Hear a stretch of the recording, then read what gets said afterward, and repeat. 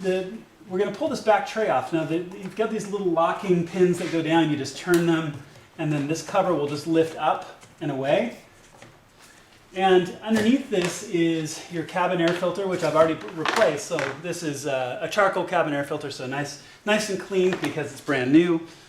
And like I said, with the engine cover and all the engine nice and clean, it's really easy to work in all of this space. Now the other thing we're going to do is there's 1, 2, 3, 4 big Torx bolts right back in here.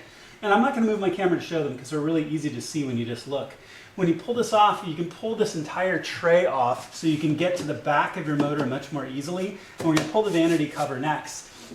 Now what you do is you unlock these little tabs that are right here on this cable run tray. All these little tabs will unlock, and then you can pull the cables away, because when you pull this off, this tray is going to come off and these cables are going to come out as well. And so that'll help get this off. So I'm going to pull out my Torx, I'm going to pull those four bolts, and I'm going to pull this tray off, and then I'll show you what we're doing next. So with these 4 Torx undone, it's really easy to pull off. So you just simply pull it up and away, and then the whole thing lifts off. Now, these bolts can just stay in place. You don't need to pull them all the way out. Makes it easier to put them back in later.